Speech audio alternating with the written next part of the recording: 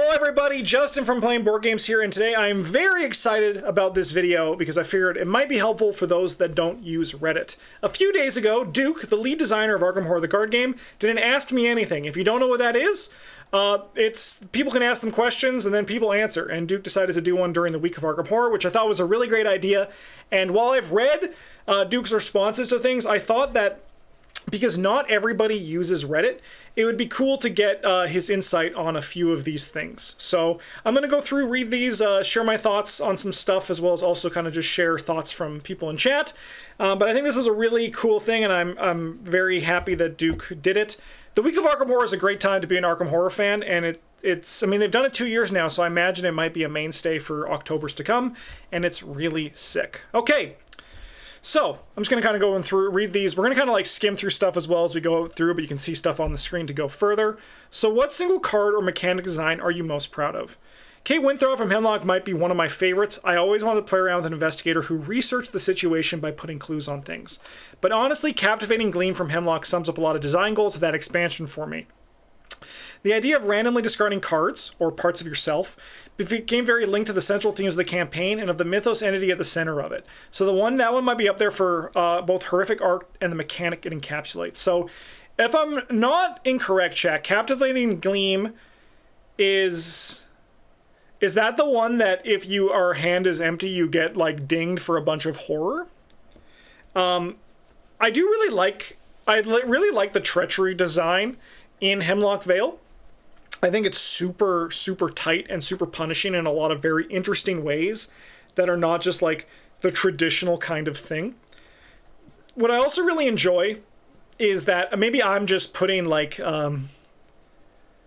my own like thoughts on this, but to me, a big part of the theme of Hemlock Vale was always about identity, right?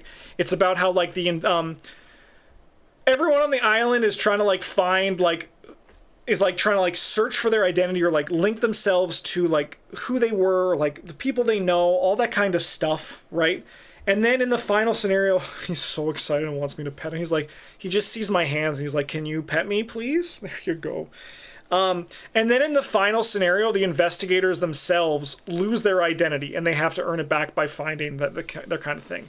And I think that was like a really cool theme.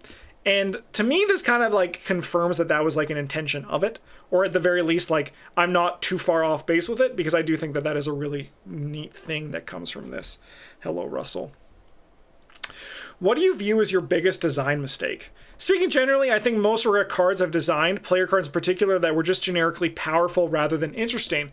Cards that just make the numbers go up contribute less to the game than cards that ask players to play in different ways or think differently about how they build or play their investigator. I think it's a very interesting perspective because I think ultimately it is kind of true. An example of this is like Ashcan Pete. Parallel Ashcan Pete changes how you approach a variety of cards that up until its release, a lot of people just kind of hand waved off, right? And I think that is kind of like a very successful sign of potential design that can come with this. But I also think, this is Duke again, not my voice, but I also think the sheer amount of action hate I loaded up in Shades of Suffering was pretty severe. I think it skewed a lot of player perception of that scenario. Turns out players hate it when you eat their actions. That's definitely a mechanic I want to be much more intentional about in future designs. Yeah, I mean, I'm not a big hater of Shades of Suffering. Like, I know Travis does not like that scenario. And I know like the general sentiment on the community is also pretty down on it. I actually don't mind the action part of it personally. I just don't like the whole, I don't like the Wages of Sin, random saving of like the random objectives on the back of cards, but that's just like my own thing. I think that, I think like Shades of Suffering is a tough scenario, and I do agree that probably if there was less action eating, it would be generally more liked by the community. I also like the skulls starting there at -4, even if you get there early and getting worse until the very end. Yeah, I agree and I disagree. I do think that like that is kind of the issue with Scarlet Keys, is that like the balance of those kind of things is a little bit tough. But I also think that also having scenarios that are just seem that just seem unfairly difficult are okay if they're rare, right? Because there's so many scenarios now, like even in like the custom community, where like it's just like the difficulty level is too flat. And I like it more when like occasionally there's one that you just get there and you're like, the skull starts at minus like 4. I think that's pretty okay. I think that's fine to do in moderation. This is a cool one. And this is a question from Pax. What does a typical day of a full-time game developer look like? Do you have many classic office jobs woes, meetings that you don't need, yada, yada, yada? It definitely depends. The day-to-day stuff switches up depending on what's needed. Sometimes we're in a lot of meetings chatting about concepts for the next product, or we might stay heads down for a week writing art briefs to tell artists what they need, what an art piece looks like. I'm lucky enough to mostly work from home. I know my dog is happy about that. We love pets. Don't we, Russ? Don't we say hi to everybody? He's like, why did you move me? Though we do spend time in office for playtest meetings in the age-old tradition of printing, cutting, and sleeving prototypes for playtesting. I've definitely called Nick and Waleed into a few meetings when I realized, oh, this could have been an email. It's really cool to get the perspective of exactly how like they kind of handle the work there at Fantasy Flight Games. So I think this was a cool question. Great question from Pax. And a very informative answer. What are your 7 favorite board card games outside of Arkham? Love Letter. Love Letter is actually probably my favorite board game. So I just gotta say, like, if you have not played Love Letter and you just want to play like a well-designed game, especially if you can find the Kanai Factory Edition, Love Letter is like legitimately one of the best board games out there. The game is just like so strategic, so deep, with a little bit of luck, with a lot of strategy. It's like, it's very, very good. So Netrunner, Quacks of Quedlinburg, this is also a good one. Dead of Winter, Root, Fury of Dracula, High Society. A lot of good games there. And also a longtime GM. That makes sense. I think that like a general like scenario creation makes sense from the GM standpoint too. Dead of Winter is always fun. It is very fun. Dead of Winter is also a good one. There's a lot of good board games here, honestly. Like, these ones don't miss. Love Letter, though, gets my glowing recommendation on top of this. It's very good. Do you like the idea of Return Tos as an Arkham product, or do you have a favorite Return To? Oh. I love the Return To boxes. I think the Return to Forgotten Age was a sweet spot for me with its wrinkle on the Explore mechanic. I think adding the alternate variant to how players explore and Forgotten Age is a good accessibility option, and possibly worth adding to the refractions list in the FAQ. That is a good idea. I would not be upset if that happened. I think that would be a great choice to have here. Are there any investigators or scenarios you wish you could go back and redo if you had the chance? That's a great question. If I could go back and redesign a card or two, I might redesign Kate Winthrop's Etheric Current to be a fair bit simpler. Which one is that one? Oh, just both of them. They're both Etheric Currents. I think that's a fair call. They are a little bit clunky, but like, yeah, exactly that. Like, hindsight is 2020, and I think they are still like pretty playable and pretty good. But yeah, being tighter is, I mean, like, that's kind of like, I think, like the dream of every game designer, right? To just make literally like the most tight and like intuitive design that you can. But a lot of that is like, you just have to like throw stuff out there, right? You just got to make it work. Once in a while, I see people post about this new game mechanic makes this older card overpowered or vice versa, and sometimes the card subsequently ends up on the taboo list. Was there a particular oh shoot moment when developers are made known that a later developed card or mechanics made something from older campaigns a bit too powerful? You gotta like, it's gotta make your day when you ask a question in an AMA and the person says, excellent question. Like, either like Duke is just really good at engaging with an audience, or like, you know, like Sour Mojo just really like just got into the like got in core, you know, like just like got in and just like, wow, that is, I've never thought of that. That's really deep. I do think we spend a lot of time playtesting the development, trying to balance all the new cards against previous designs. Often when we approach new card designs, we ask how the new card or investigator design can make older cards that players wrote off originally or no longer play more attractive to more players.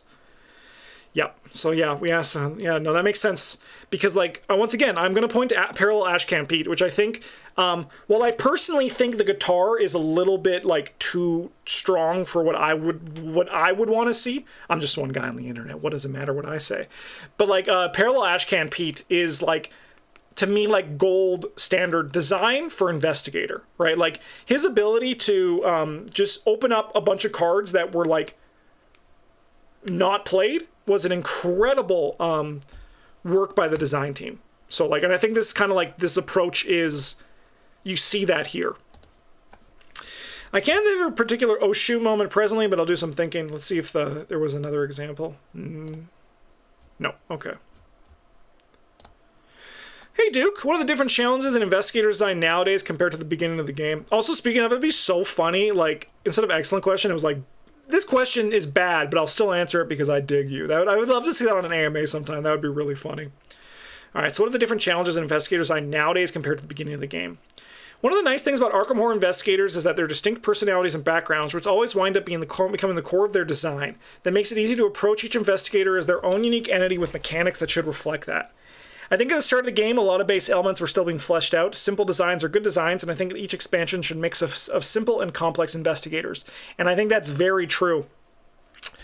I think people would be really upset if there wasn't like because Joe Diamond is actually like a more complex investigator, right? But if there wasn't like a Joe Diamond and a Carolyn Fern, like they balance each other out, and there is a good to have that kind of like fit between the two. I think at the start of the game, a lot of base elements were still being fleshed out. Simple designs are good design. Oh, no, we already got that. As the card pool has grown and fleshed out, we've been able to explore some weirder and more niche designs. Since investigators now have access to many more cards than they did at the beginning, those cards let us imagine different ways of playing or new approaches to deck building. And yeah, Austin out of Avocado, you're 100% right. You have to cater to the Timmies, Johnnies, Spikes. There's also the Melvins and the Vorthos. Those other ones that we often don't say because they're not a gameplay type, but they're like a thematic type, I guess. There's a lot that goes into designing that a lot of people don't actually consider. With that all said, I do want to say I really hope we get a Canadian investigator that is a hockey player. Guy Lafleur or something like that. His name needs to be Guy. That's all. I just want an investigator named Guy, and he can like be a hockey player, and I'll die happy. Which campaign is your favorite? The Ends with Conspiracy is very close to my heart since I got to work on it first as an intern and I had so much fun with The Light in the Fog. Still one of my favorite scenarios. Plus, I've always had a soft, squishy spot for deep ones. I started playing the game as a fan from day one. Like most folks in the community, Path to Carcosa was a cycle where I truly fell in love with the game and saw the kinds of stories that were possible in Arkham. Hell yeah. Great answers. Great answer there. Hey Duke, to what extent do you worry about the power card level creep and its long-term effect on the health of a game? I do think that leaning into power creep can turn the design into an arms race of sorts where the player cards get stronger, and then the scenario design has got to get tougher to match, which also means player cards need to get stronger, which etc, it's Ouroboros, it's a snake eating its own tail. So I worry about that a fair bit. The taboo does give us tools to rein in cards some, but so much of the balancing has to take place before the card's even released. This is something that Travis actually talks about. Travis, I'm not going to try to put words into his mouth. I'm going to try to translate this as best as I can to what Travis told me.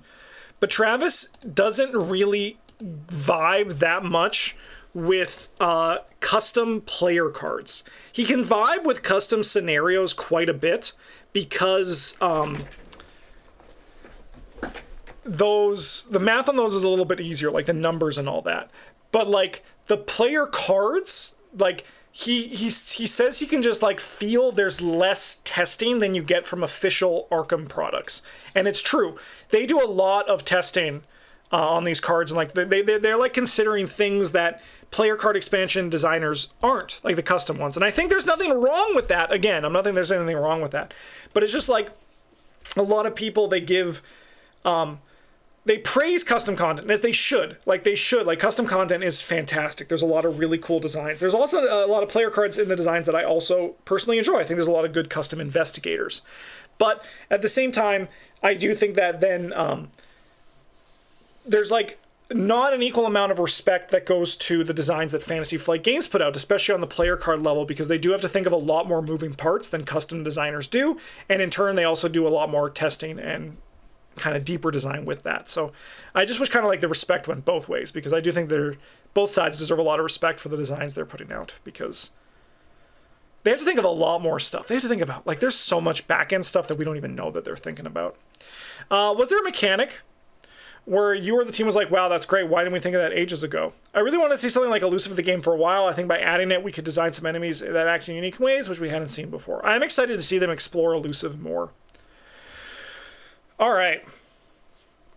What made you feel confident that now was the right time to go to the Sunken City and introduce Cthulhu? Was it something you suggested from a superior, or just a general excitement amongst the whole team? Second, do you design both the scenarios and mythos cards and player cards? To what extent do you design either or both? Both the design team and the higher-ups thought it was time to head to Rilia. Cthulhu has cast a long shadow over Arkham and wanted a campaign with a huge epic themes, so he fit in there quite well. He is in no way a herald of the end of the game. Let's just get that through everybody's head who still are dooming. He's not the end of he is not a sign of the end times. So we figured we were about the bandage now. And we designed the whole thing. Each scenario designed its own experience with its own enemies, treachery, story beats, and locations. The player cards are also elements of how the players interact with that space, so it's all designed and tested in tandem. This is actually like why, partly why I wanted to do this video. It was this answer to this question. Because, one, the reason is that I think that a lot of people would benefit from seeing this, because a lot of people use Reddit, right? And there's a lot of people who could watch this that might not know, and then I'm like, oh, hey, this is sick. I want to get this perspective. I think the perspective being shared is really good here. And also, there's important stuff to get out here that's actually now officially there. This is no way the end of the game. Just remember that. Duke is still actively working. He did this AMA, and he was, it was part of the promotion for a week of Arkham Horror. So they're still working, and they're still doing more. All right. Who's your go-to investigator for expert mode if you're real life or investigating some science slots? Okay. If I'm going in expert mode, I'm all for maximum paid, so it'd have to be Kelvin.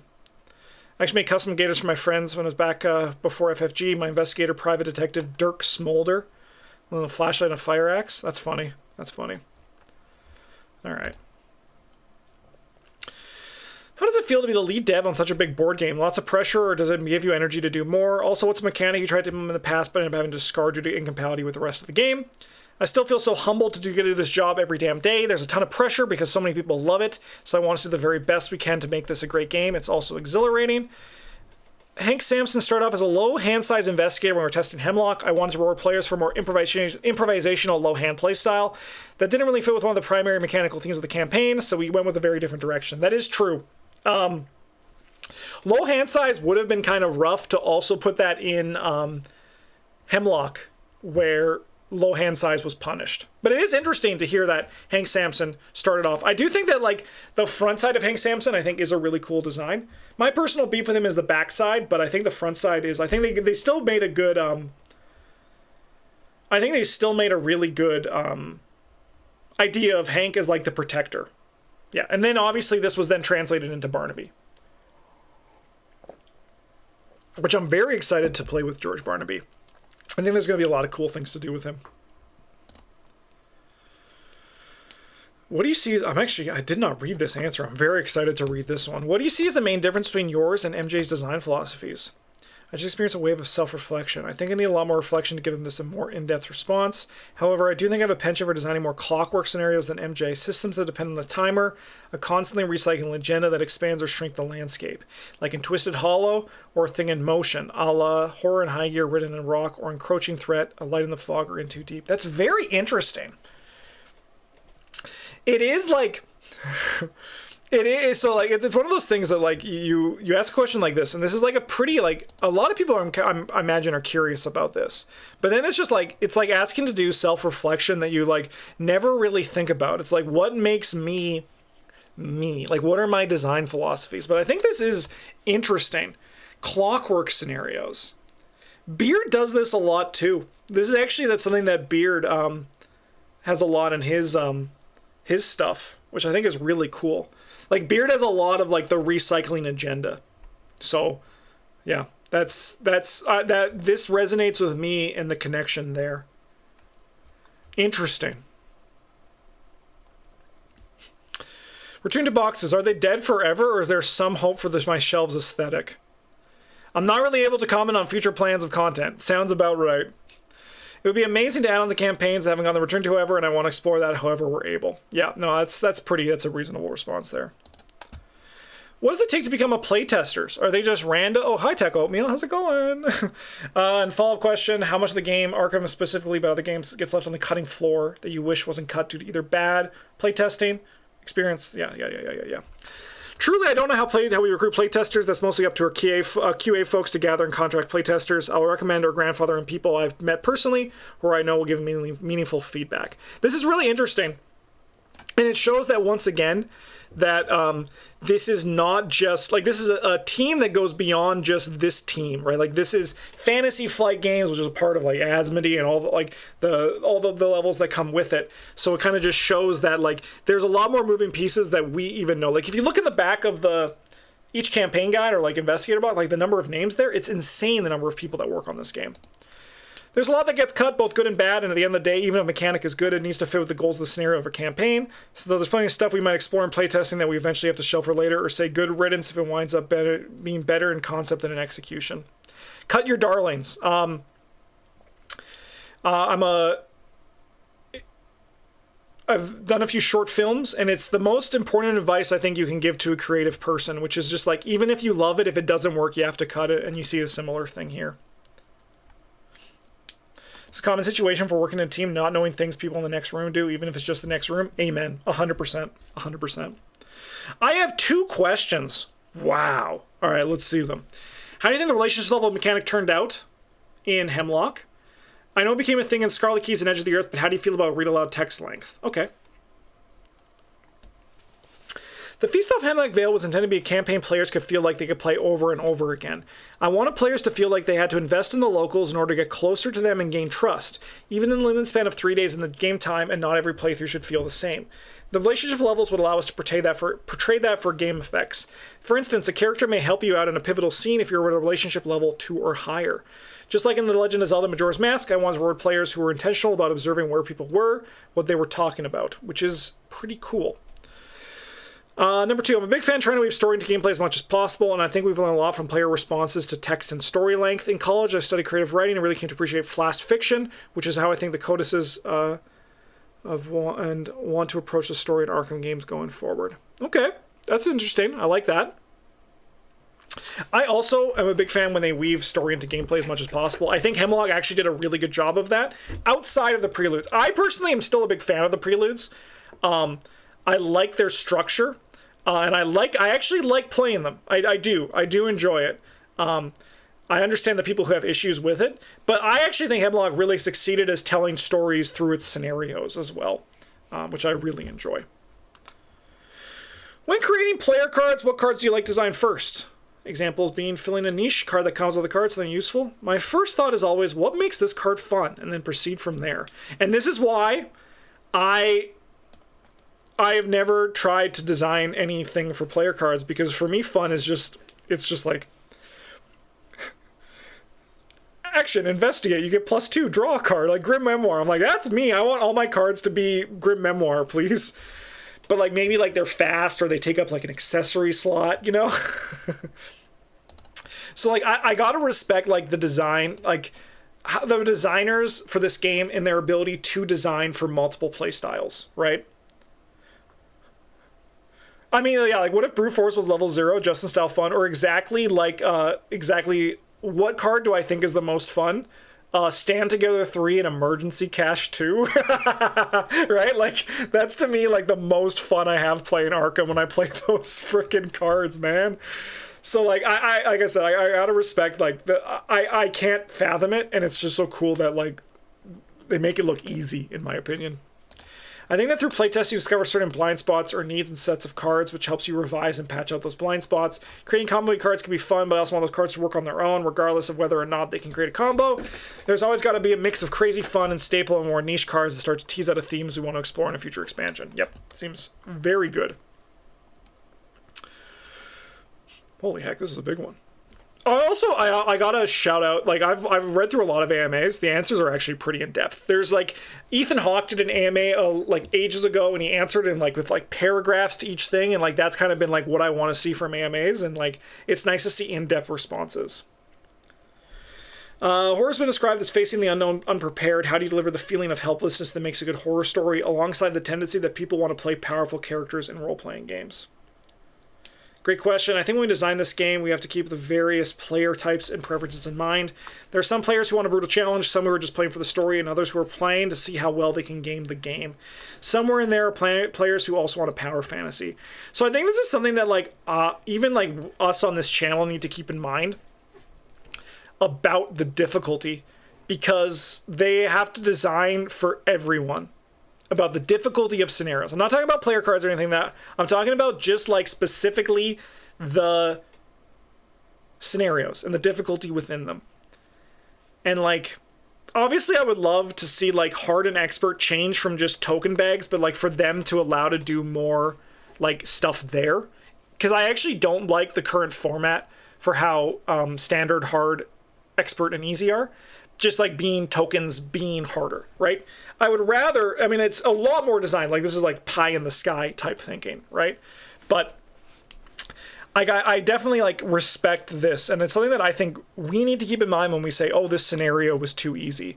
Because we also have been playing this game since it came out, right? We've been playing this game for so long. It's that, like we also have so much knowledge that we can't forget. So like sometimes like, the reason it's easy is because we've played so much, right? And we know what to expect. We see the numbers and we can just like, we're like in the back rooms, like seeing how those numbers click, right? That's why we personally try to make it difficult by doing weird deck building stipulations, which are really fun to do. But I think that's just like, this is good perspective for me. It lets me change how I approach how I view saying this scenario was too easy, because it's like I think at this point now I'm an outlier, and that's not a bad thing. I think that's just the reality of the situation.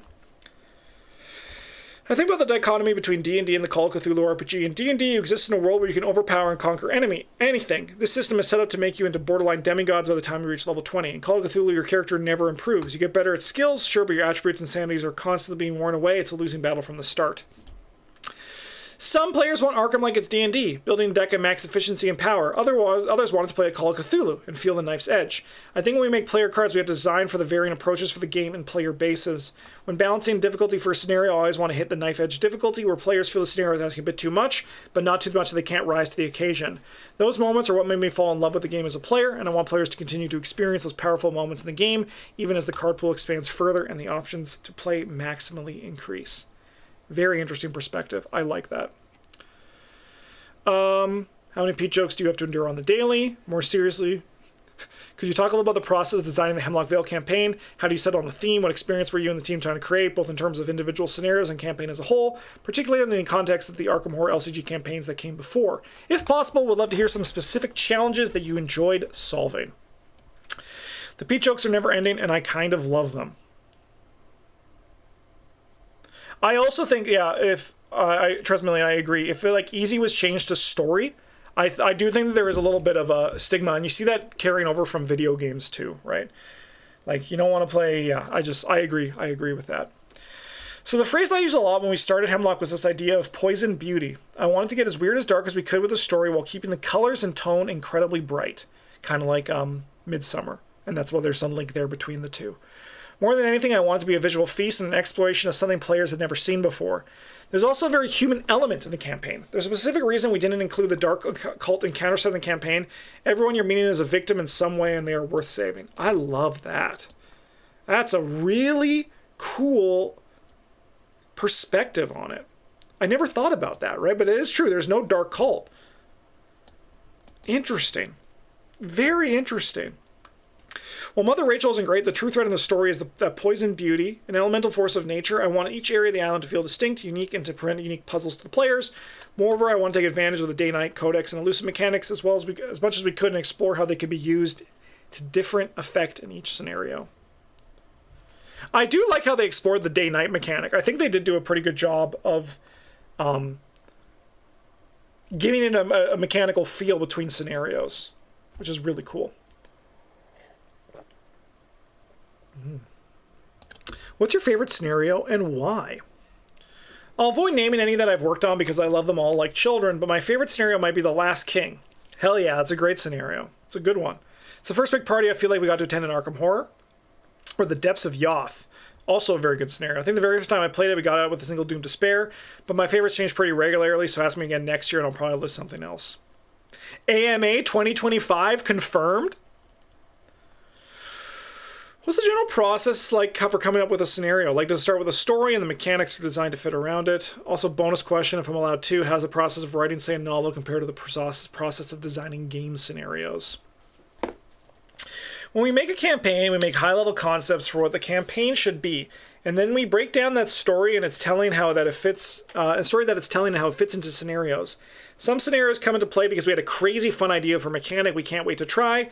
Other scenarios might start off with more high-level concept and not a lot of inspiration, but we find their identity through testing and development. Generally, we don't design around specific investigators because we'd like players to play anyone through a campaign, and players don't rebuild their decks and investigator selections unless, well, they die horribly. For your second question, I say the process of writing a novel is very similar to the above process I described. John Gardner talks about writing treatments and story outlines for long-sprawling narratives that I think translate quite elegantly to game design or any creative pursuit. Amen to that. Excuse me, I just burped. But like, yeah, 100%. Like, there's the kind of just like forethought planning, like even just translating it again to screenwriting and all that it seems very similar to kind of thing. You just kind of like have to have a plan. That tracks from my experience designing. Yeah, it does make sense, right? Yeah, it totally makes sense. Hi, Duke. What's your favorite campaign from before you started the game? What's a scenario mechanic that makes you go, I wish I thought of that first? And in this vein, is there a mechanic you made that you're particularly proud of that you hope the other people will say the same about? When I was a fan, I loved the Path to Carcosa, most because I love psychological horror. I'm a huge Silent Hill fan too, so I saw some subtle nods in the campaign to elements from those games that I admire.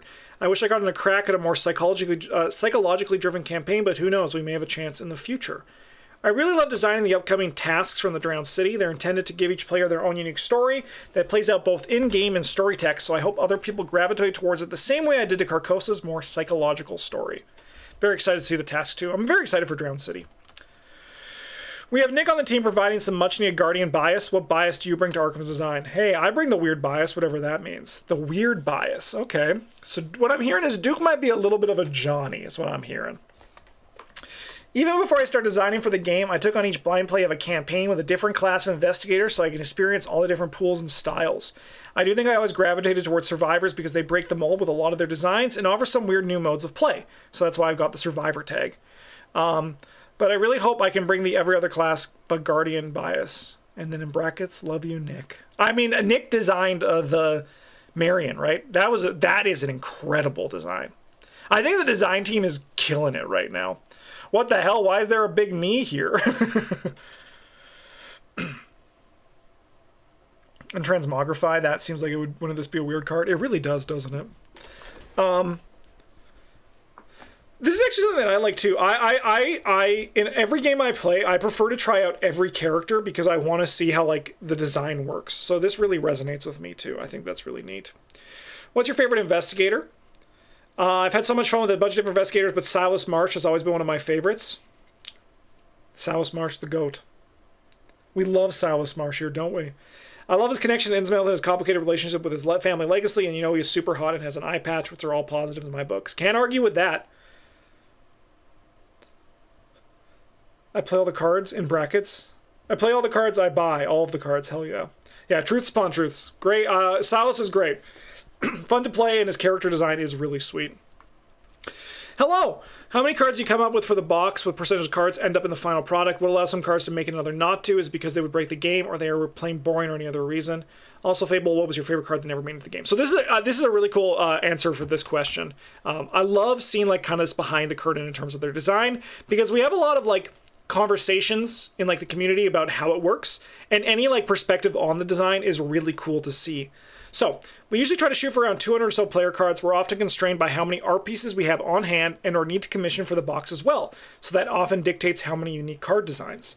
And many cards don't make it into the final product. Either we need to push them out of the set because they don't fit, or they need more testing, or myriad other reasons. Sadly, I can't tell you about my favorite card that never made it into the game because I swear it's going to make it sooner or later. So like the mix of pieces on hand and need to commission is something that we've like seen in the past. And there's a lot of cards in from the Call of Cthulhu living card game that we still haven't seen art for, and I still go through my cards and I'm like, wait a minute, this card wasn't commissioned? It's really cool to see. Yeah, and some upgraded past cards, exactly, because they don't need to commission any art for that as well. Very cool perspective to see. If you could go back time and change one thing in the core game, rule card, something, what would it be? I commented on this in another response, which we haven't seen yet, but I'd love to add an influence stat and make parlaying a more core element of the game. So we see influence in Eldritch Horror. It's the handshake. I also would have loved that. I think that would have been really cool to see.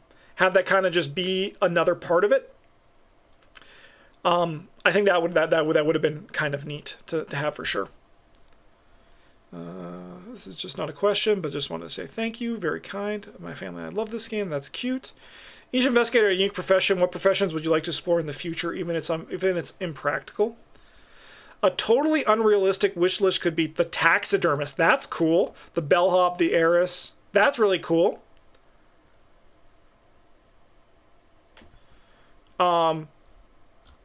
Give me the hockey player.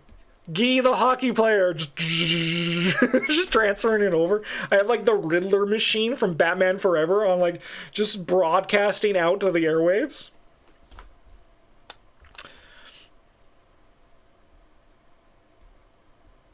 Hey Duke, are campaigns ever planned or tested for true solo? Oh, I'd like to add them. It's just, I mean, we have solo testing. Okay. We have true solo testing. Okay, that's a good clarification. I know that building and playing the game at true solo asks different things of the players and puts a much higher premium on movement and action economy. It also makes the game difficult in a different way than it is on higher player counts. We do test with true solo in mind, but I think if playing two-handed or in a group provides a better experience for the player, they should. So they do actually do true solo testing. No, the hockey player needs to be Canadian and his name needs to be Guy.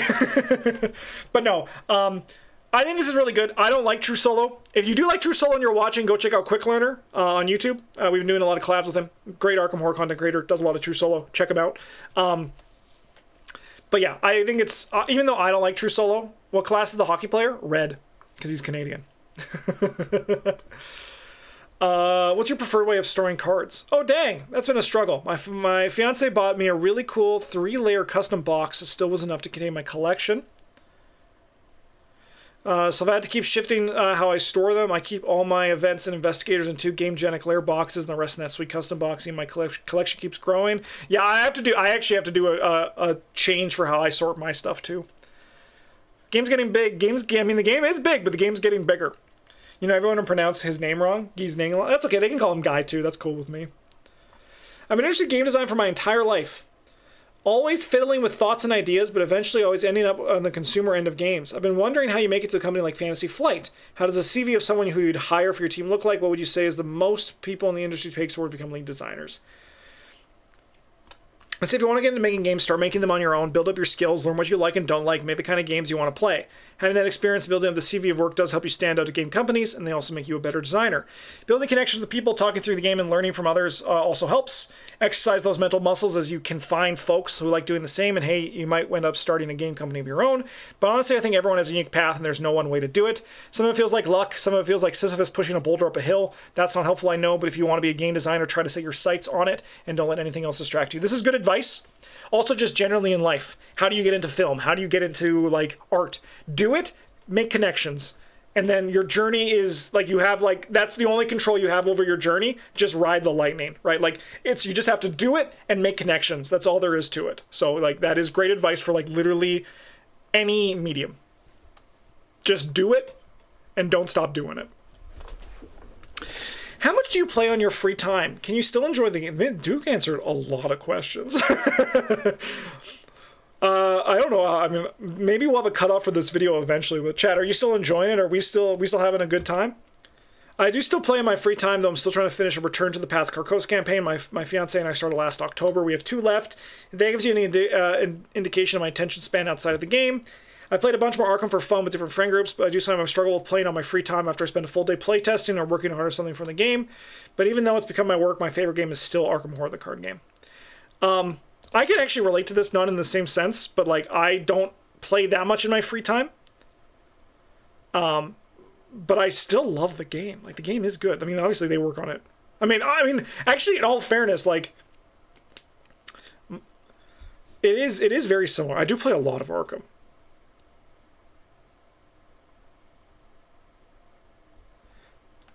But yeah, I imagine it's tough. It's tough. I mean, again, I don't have to imagine it. But it's a different perspective when you like you're looking at it from like the code. You're seeing like you're like in the Matrix, right? Like Duke's in the Matrix, actually like extrapolating and like connecting wires. So it's got it's cool that, I mean, you still love it. It is so damn good. Arkham is such a good game. What are the future design tenets of the game? Hemlock and increased overhead of time set up with preludes. Our singing city, drowned city, going to pare down this type of overhead. All right, so I have a problem with this question. Hemlock had an increased time with setup and preludes, yes, but also like Scarlet Keys was completely open world, right? Like they changed it from expansion to expansion. I don't like this question. It feels a little bit loaded to me. I think Hemlock Vale is as complex as I'd like to get for a game going forward. In general, I'd like to reduce as much setup and complexity as possible in future expansions. While I can't promise every scenario in the Drowned City will have a super snappy setup, I think overall less complex than Hemlock. I would like us to reduce complexity and overhead for the players as the game continues, however.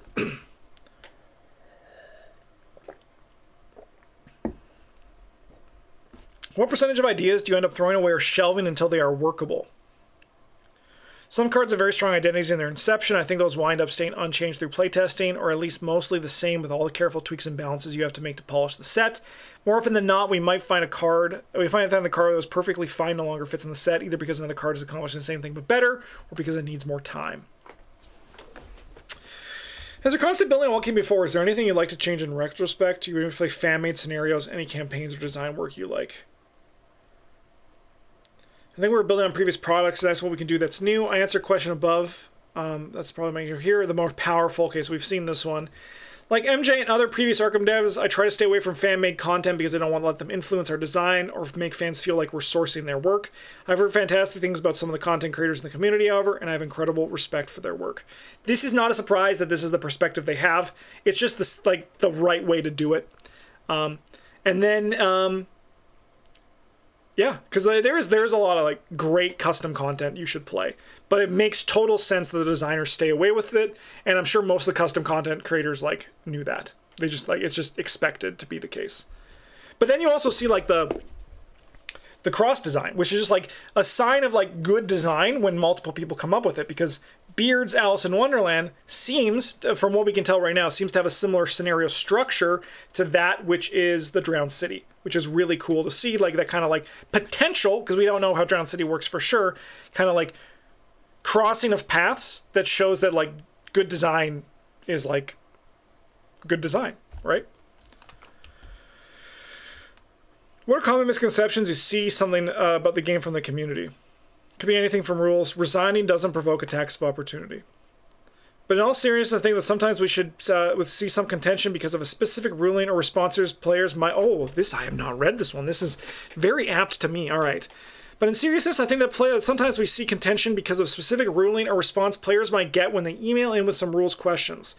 We discuss as many questions as we can on the regular, and sometimes we have to walk back rulings. Arkham Horror, the card game, is a living card game, and to me, that means the rules and interpretations of the game can change and grow as the card pool grows.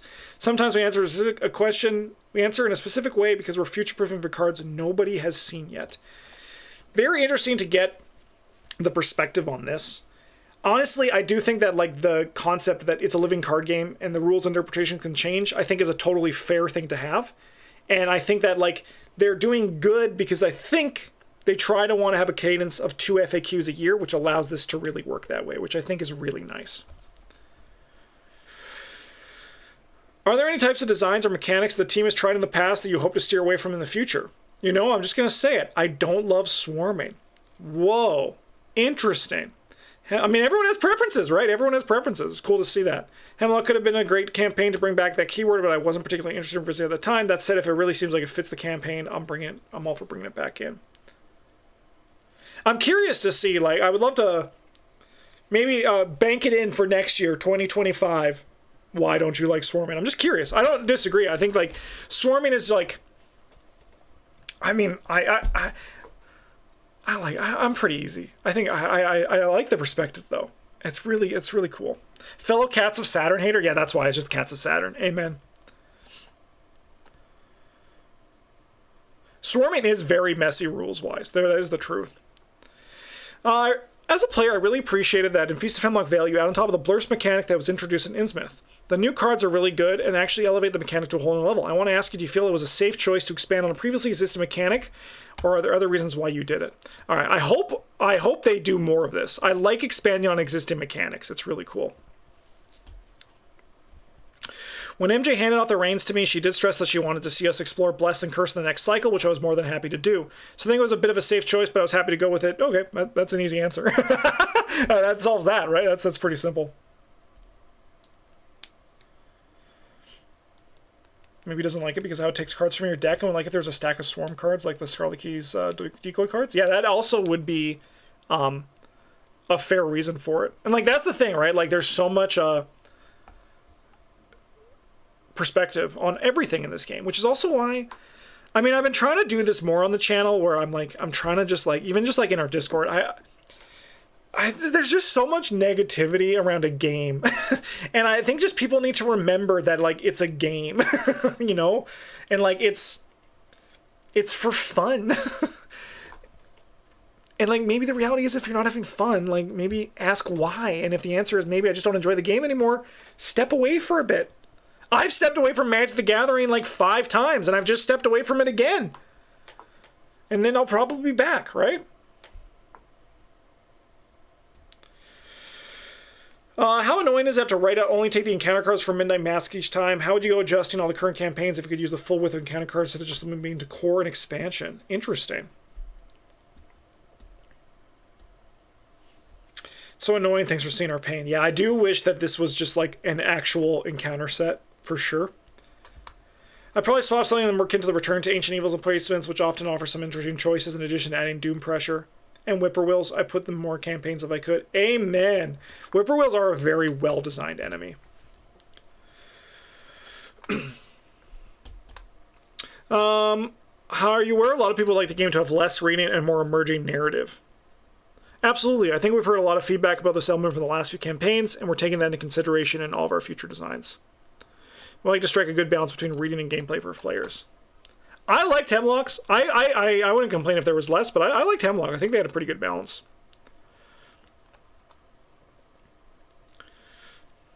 Person here, that's about Rod of Carnimagos. Level 0 was well balanced. Level 2 felt almost too good. The rots really do nothing. Prior to recent FAQ, my thoughts on Rod and the rots was the level 0 was well balanced. Level 2 almost felt too good. The rots really do nothing. Usually are good and situationally amazing. Level 0 Rod having to pull a single random rot feels right. Level 2 gets to cherry pick the perfect options. The FAQ reminds me of how we trigger things like this because that's a massive upgrading utility. Why'd you end up rolling this way? Why is there a limit to 1 per deck restriction level 0 but not at level 2? We ruled on the Rod in the way specifically because it seemed like the most intuitive way to read the card and also open up some fun combos. Yes, we love fun. We love fun. That said, we could reroll differently in the future, especially if the card becomes an auto-include simply because of power. It's not set in stone, but my word to the community on the Rod at the moment is enjoy the ruling while you've got it. Yes, just let us have some. Honestly, I agree. Just let it be exist. Let people have fun. And like, if it's too bad, we'll cross that bridge when we get there, right? Like, just let it. I agree. I think this is like a perfect. I've been a big lover of Rod working the way it does because it's just fun. Like, why? Let's just like have some fun. I agree. It's fun to have fun, right? We haven't made an upgrade where you could upgrade from 1 copy to 2 in your deck, so we went for it. Hell yeah, seems fun. How many are you in the design team these days? Bone question. Are you mostly played? You mostly play to read books and watch movies. We have 3 folks designing right now, myself, Nick, and Waleed. And no dang, if I can only get paid to read books and watch movies. I actually prefer designing games more than that. I think I get bored if all I did was read books and watch films. That said, I do spend time researching different Lovecraft stories and watching horror films for inspiration when concepting a product. So I guess you could say we get paid to do that on occasion. Hell yeah, I love horror movies. They're great.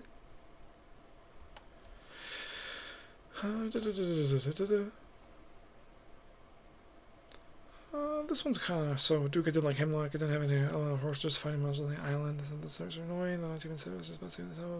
The monster house. Okay. What was the first scenario of Arkham you ever played, and which investigator did you use? Love the game. Feast of Hemlock Vale, amazing job. I got the original core set when it came out, so my first scenario was The Gathering. I'm pretty sure I played Skids and my friend played Daisy. We got totally wrecked. This was actually the combination, if it's Skids and Daisy with me and Eric, and we got totally wrecked, and I was like, maybe I don't like Arkham, and that's why I have such a angst for Skids. Got in for answering the questions that are half kvetching. I agree. I think this is a very good AMA in the community. Like, the next time, like, if the community ever's like, they don't tell us enough, just like, this is huge. Are there any investigators that are designing player cards more difficult? Example, Alessandro having all parlay cards. Good question. I love Luke Robinson so much with my whole heart. You wouldn't believe how many times the guy has broken scenarios and player cards during playtesting. Yes! Yes! You can't escape Luke Robinson. So this is something that I've talked to a lot of custom designers, and all they told me is it's a rite of passage to have a scenario broken by Luke. You cannot escape Luke breaking a scenario. He is like Thanos. That MFer is inevitable. What card has gone through the most iterations and testing before it felt like it landed in a good spot? I think at least from Hemlock would have been Hank Samson. I missed another comment, but he started as a low hand size investigator. From there, it took several iterations to give him the spot he is now, but after playtesting, I'm really happy where he ended up. I agree. I think, like I said, I think the front half's really nice. What kind of... There's one last question I'm desperately trying to hit before I close out this video. But I am going just in order. Because I thought it was another thing that I just wanted to get out there for people who were, like, concerned about things. What kind of... Because there's a lot of people, again, like I said, a lot of complainers, and if my channel can just spread more positivity about Arkham, like, that's all I want. that's kind of like the vibe that I want. It's still like, I still think we raise criticisms, because like we have criticism. Everyone, art exists to be criticized, right? Like, that's kind of, it's there to inspire, it's there to cause feelings, it's there to be exciting and fun, but it's also there to like the very nature of humans. It's how we do the thing. But like, to me, like, it's all about like getting like informed criticism, or like having like a fair perspective on the thing, right? So like, yeah, this sandwich is bad, right? Like that joke from The Office where Andy's like, I wish I could be an art critic because I think it'd be easy. This art is bad, right? So fair. I think the question itself is at the heart of balancing scenario difficulty. To me, a good Arkham scenario should be achievable, but still demand plenty of its players. If everyone gets out without much trouble, I don't think players walk away feeling satisfied. Outwitting a deadly board state while working with your friends to escape is fun. I've seen more negative response from players' response to scenarios they think is a cakewalk, or they think are easily gameable. Communicating the stakes and the objectives of the player at every stage is key. It's not fun to lose and find out you lose arbitrarily, or at least... or the objective just isn't clear, except in the case of, say, Black Star's Rise, in which obscuring the objective is a pivotal part of the scenario. Yep. Oh.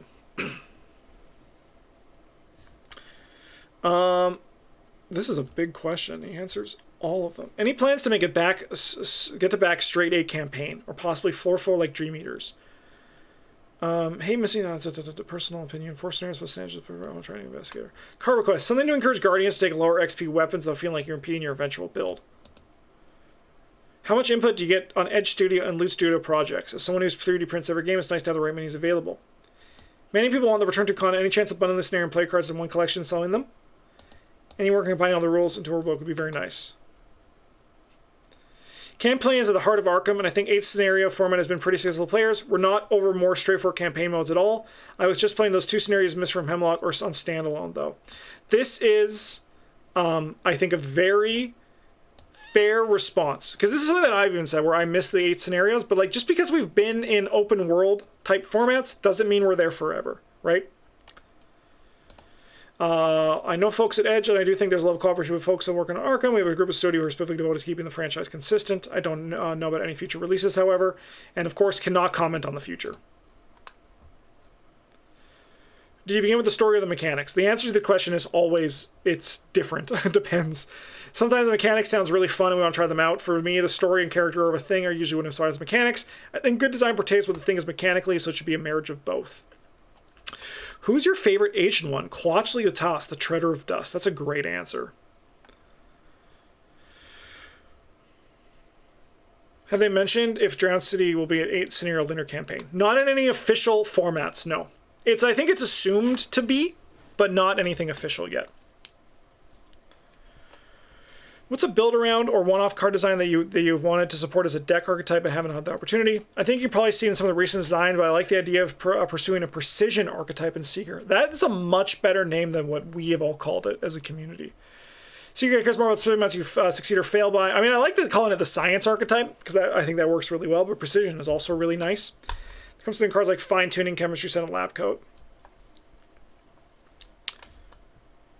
What's Quatchly's vibe? It's like a little like shriveled up gray thing that like kills people. Like it's like he's like a representation of like time, and he like kills people, like turns them into dust. And he's like, look at a picture of the mother fricker.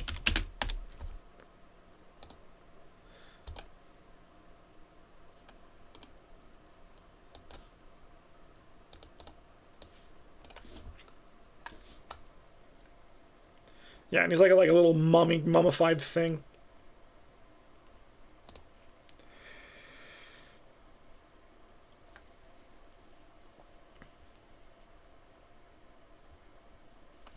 If you could rework one system in the game, what would it be? What's the issue in your opinion, and how would you fix it? I think there's one thing I'd like to address in future design that I see as a sticking point for scenarios. It'd be movement. I think movement is a much higher premium now than when the game was first made, but also when the game came out, movement was actually pretty novel to co-op LCG. Take Lord of the Rings when you did not move, yes.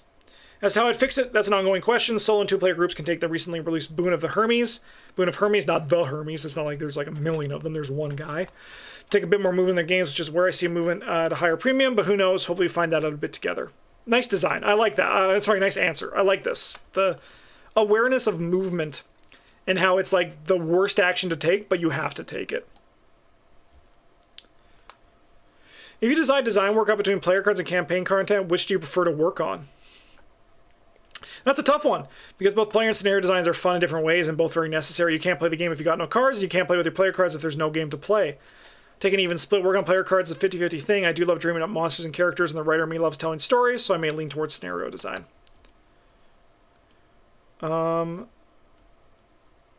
This is an answer that I'm not going to go through that one. I think this is a good answer, though. It's a question about like Gideon and like the characters, like the character and his background as representation. And it's a nice answer from Duke, but I don't think we need to do that in this video. What's your favorite enemy card you've designed so far? Got to be the Deep One. A toss-up between the Deep One Hatchlings and the Ursine Hybrid. Deep One Hatchling is an amazing enemy, from like top to bottom. Like the babies, the design on the card itself.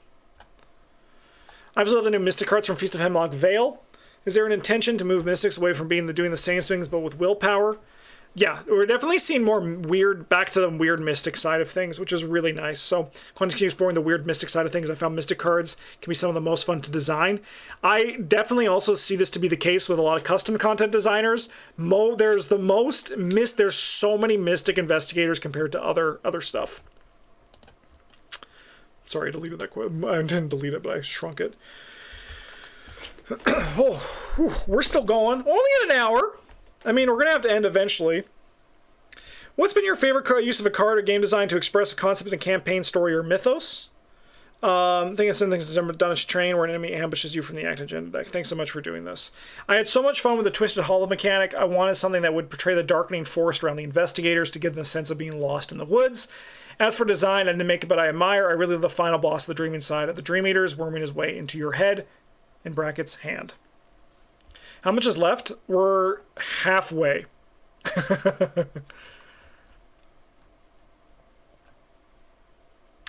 This is the question that I wanted to get to because there's a lot of people who I think this is a really good perspective. Respectfully, how on the radar is the large portion of the community is itching for less words and upkeep and more focus on scenarios and gameplay. Is it something that is discussed? Can you provide any hope? Don't like that. I as Beard said, the kvetching, you know, like it's just like, I don't know. But it's a good answer from Duke, and it's also a part of one of the reasons why I wanted to do this. It's on the radar. You've been heard. The Drowned City is 30,000 words in total, including fiction and setup text, and players will not read all of it on a single playthrough. There's one scenario in particular you'll find has a lot of upkeep, but I hope folks find it to be worthwhile. I'd say we've tried to simplify further from Hemlock, and I think a goal to further reduce upkeep and complexity whenever possible. So we can stop, I think, fretting about it. I think getting back to like a Dream Eaters level is like perfect. I don't know how much there is in terms of like all the campaign guides, but 30k is Drowned City, and you don't read the whole thing at once. And just further things. So just, yeah. This is the 5th Stafford Park Lane. We got that one. The Scarlet Keys finale setup was a bit too much. We can all agree. So yes, but not for the reason that the setup was too much. I just think it should have been 2 scenarios. That's my thoughts. That's always been my thoughts on it. It feels like 2 scenarios, and I think it would be cooler if it was 2 scenarios. And I would love to see kind of more like part 1, part 2, even if you don't spend experience. Just like they can even say in the book, this is the last time you're spending experience, even though it's multiple scenarios. We're doing like an episodic adventure into the end. I think that would be a really cool way to handle it.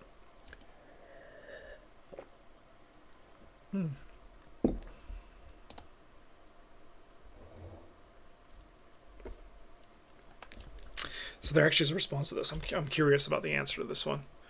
Just curious. There have been several Survive the Night scenarios now, and I'm wondering what you feel worked and didn't work out in each. What do you survive for those scenarios, and how would you say each scenario has accomplished that?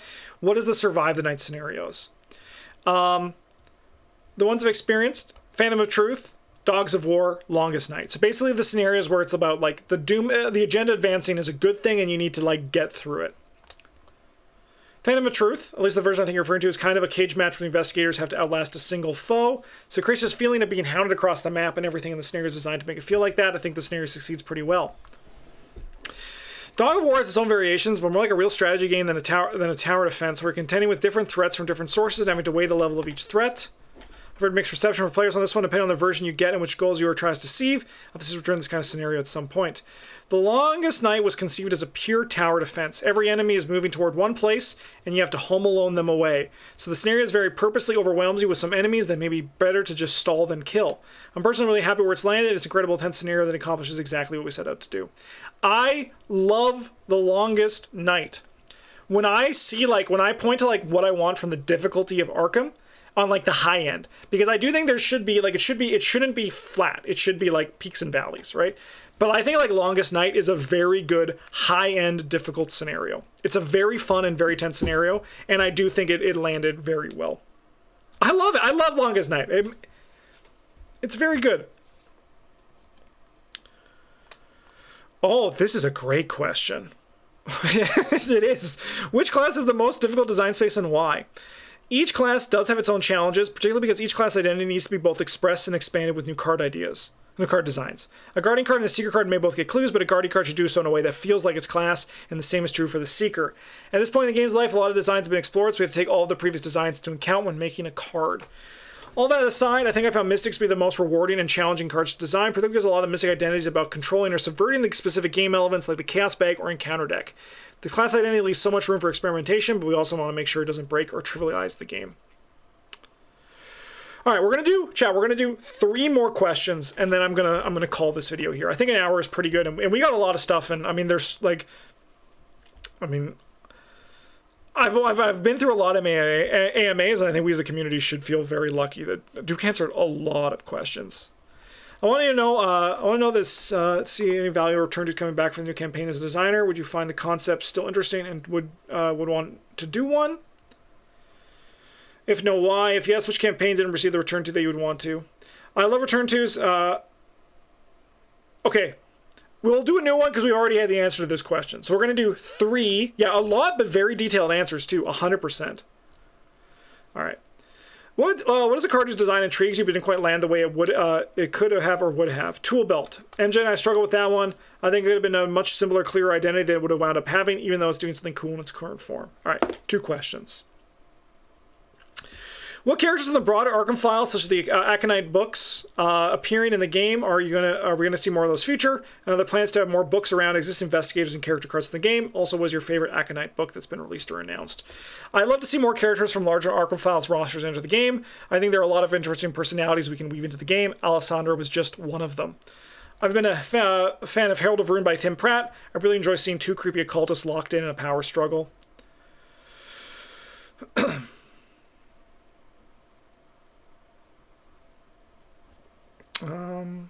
This one is just about that one. I want to get like a nice, Oh, I like this. Okay. Hey, Duke, how did you come up with the idea of the location layout in light of a fog? I found incredible how easily a line of cards translated to catwalks across a cylindrical cavern. The locations on roads were something that I think emerged later in development. Originally, there were a bunch of branching tunnels, but we wanted them to be a bit more randomized and harder to predict for players. Basically, we wanted them to feel labyrinthian, but also need to give the players more range of movement, which led to their final form. The central cavern was inspired by that one fishing village in Bloodborne and the Valley of Defilement and Demon Souls, so I'm glad the treacherous catwalks across the cylindrical cavern bit came through in the design. Hell yeah. Hell yeah. Bloodborne's a great game if you haven't played it, and so is Demon Souls. Like, any Souls games are good if you haven't checked them out, but Bloodborne, especially if you like cosmic horror, is at the very least, it's worth playing. If you can't play it, it's worth watching it. Like, watch a playthrough of it. It's very good. It's very good. I'm